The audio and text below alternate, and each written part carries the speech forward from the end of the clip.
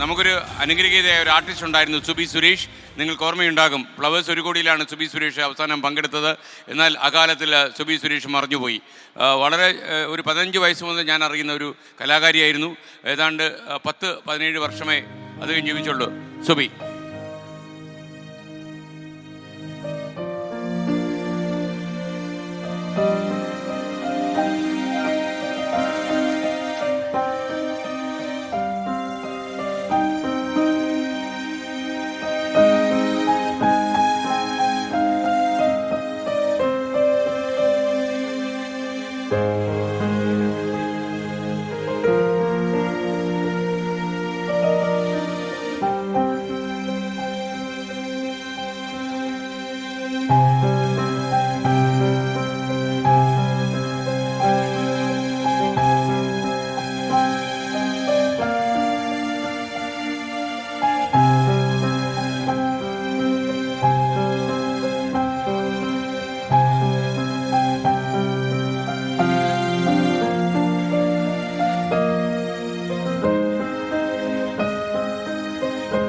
തീർച്ചയായിട്ടും ഇത് അകാലത്തിൽ കടന്നുപോയ ഒരു മിമിക്രി ആർട്ടിസ്റ്റ് ആയിരുന്നു.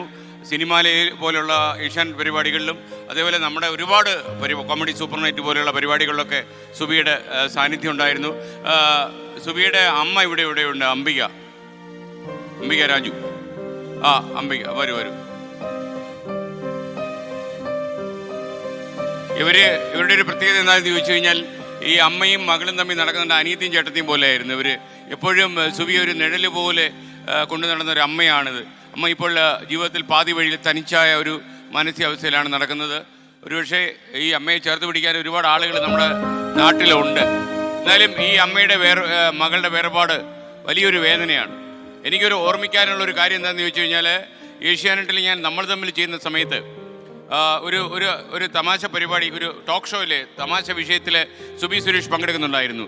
അപ്പോൾ ആ സുബി സുരേഷിനെ ഞാനിങ്ങനെ ചുമ്മാ അടിച്ചാൻ പറ്റിച്ചു തരും കേട്ടോ എന്ന് ഞാനിങ്ങനെ കാലുമടക്കി അടിക്കുന്ന ഒരു സംഭവം. അന്ന് എൻ്റെ എഡിറ്റർ എന്നോട് പറഞ്ഞു, ഇത് സംപ്രേഷണം ചെയ്താൽ നിങ്ങളുടെ ടെലിവിഷൻ ജീവിതത്തിൻ്റെ അന്ത്യമായിരിക്കും, ഒരു സ്ത്രീയെ കാലുമടക്കി അടിക്കാൻ ചെന്നത്. എനിക്കൊരു സംശയം, ഇത് ഒന്ന് വിട്ടുനോക്കി എങ്ങനെ ഇരിക്കും, വിട്ടുനോക്കിയാൽ വിവരം അറിയും, വീട്ടിൽ ഇരിക്കേണ്ടി വരും എന്ന് പറഞ്ഞു. ഞാനൊരു റിസ്ക് എടുത്തത് വിട്ടു. കേരളത്തിലെ ഒരാളും ലോകത്തിൽ ടെലിവിഷൻ കണ്ട, ഏഷ്യാനെറ്റ് കണ്ട ആരും ഞാൻ കാലുമടക്കി അടിക്കാൻ ചെന്ന ഒരു സ്ത്രീപീഡനമാണെന്ന് പറഞ്ഞില്ല. അപ്പോഴാണ് പ്രേക്ഷകർക്ക് എന്നോട് എന്ത് ഇഷ്ടമുണ്ടെന്നും സുബിയോട് എന്ത് ഇഷ്ടമുണ്ടെന്ന് എനിക്ക് മനസ്സിലായി. അതൊക്കെ എൻ്റെ ഒരു ഓർമ്മയാണ് അമ്മ. അപ്പോൾ ഒരുപക്ഷെ അമ്മ തനിച്ചല്ല എന്ന് മനസ്സിലാക്കിക്കാൻ വേണ്ടിയാണ് ഞാൻ ഈ വേദിയിലേക്ക് വിളിച്ചത്. സുബിയെക്കുറിച്ച് അമ്മയ്ക്ക് ഇപ്പോഴുള്ള ഓർമ്മ എന്താണ്?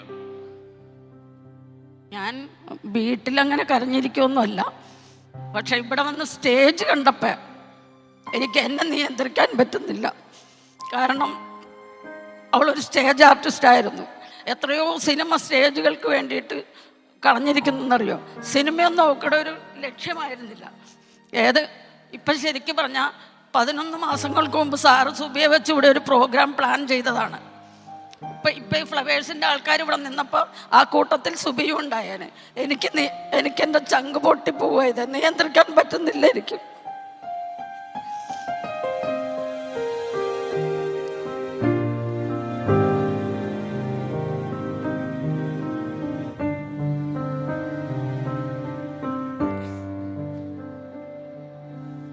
ഒരുപാട് പ്രതിഭയുണ്ടായിരുന്ന മകളായിരുന്നു ഉണ്ടായിരുന്നത്. കാര്യം എനിക്ക് തോന്നുന്നത് ഒരു 60 കൊല്ലക്കാലമൊക്കെ ജീവിച്ചാൽ എത്രമാത്രം പ്രതിഭ പ്രകടിപ്പിക്കുമോ അത് വളരെ മുമ്പേ തന്നെ പ്രകടിപ്പിച്ച് ഈ കാലയവനികയ്ക്കുള്ളിലേക്ക് കടന്നുപോയ സുബി സുരേഷിൻ്റെ ഓർമ്മയ്ക്ക് മുമ്പിൽ നമ്മുടെ പ്രണാമം. ഒരുപക്ഷെ 24 ഫ്ലവേഴ്സും അതിൻ്റെ വിജയ ഐത്രയാത്ര തുടരുമ്പോൾ നമുക്ക് പാതി വഴിയിൽ നമ്മളെ വിട്ടുപോയ ചില ആളുകളെ നമുക്ക് ഓർക്കുമ്പോൾ വലിയ വേദനയാണ്. അതിലൊരാളാണ് നമ്മുടെ പ്രിയപ്പെട്ട സുബി സുരേഷ്. അമ്മയ്ക്ക് എന്നും അഭിമാനിക്കാം, സുബിയെ പോലെ ഒരു കലാകാരിയെ കേരളത്തിന് സമ്മാനിച്ചു എന്ന കാര്യത്തിൽ തീർച്ചയായിട്ടും.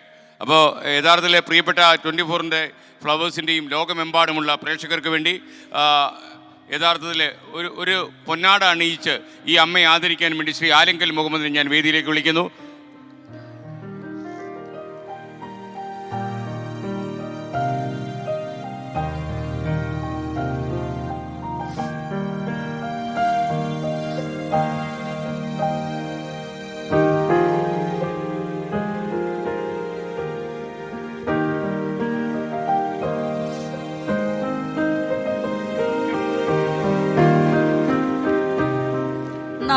നന്ദി ശ്രീകണ്ഠൻ സാറിനോട് നന്ദി പറഞ്ഞാൽ തീരൂല.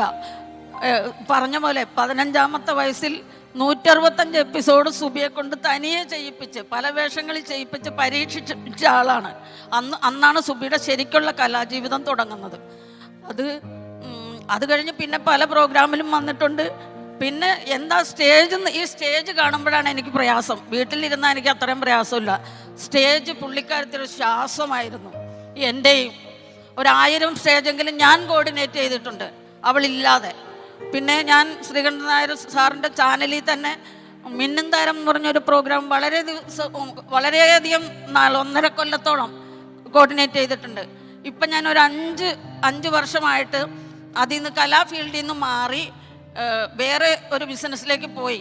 അതുകൊണ്ട് എനിക്ക് എൻ്റെ മകളെ ചികിത്സിക്കാൻ പറ്റി, ശരിക്കും ചികിത്സിക്കാൻ പറ്റി. പറഞ്ഞതെല്ലാം ചെയ്ത് ആ ബിസിനസ്സിലേക്ക് മാറിയതും കൊണ്ടാണ് ഞങ്ങൾക്ക് അവളെ തിരിച്ചു കിട്ടുമെന്ന് പ്രതീക്ഷിച്ചിരുന്നു. എന്നോട് ഇവിടെ നിന്ന് വിളിച്ച് പറഞ്ഞു 10 ദിവസം കഴിഞ്ഞ് ശനിയാഴ്ച ഷൂട്ട് വെക്കട്ടെ എന്ന് ചോദിച്ചു. അപ്പം നമുക്കറിയില്ലല്ലോ. അപ്പം ഞാൻ പറഞ്ഞു 10 ദിവസം ഗ്യാപ്പ് തരണം, ഇല്ലെങ്കിൽ വേറെ ആരെങ്കിലും വെച്ച് ചെയ്തോളൂ എന്ന്. അപ്പം പറഞ്ഞു വേണ്ട, വേറെ ആരും വേണ്ട, എപ്പോഴാണോ സൗകര്യം പോലെ വന്നാൽ മതി എന്ന് പറഞ്ഞു. ആ പ്രോഗ്രാമൊക്കെ മുമ്പിൽ കണ്ടു തന്നെയാണ് സുബി നിന്നിരുന്നത്. സുബി നമ്മളെ വിട്ടുപോയി, നമുക്ക് നല്ല സങ്കടമുണ്ട്. അതുപോലെ ആലിങ്കൽ സാറൊക്കെ സഹായത്തിനുണ്ടാവും, വിഷമിക്കേണ്ട. ഓക്കെ, താങ്ക് യു അമ്മ. Thank you. Okay, thank you Alinkal sir.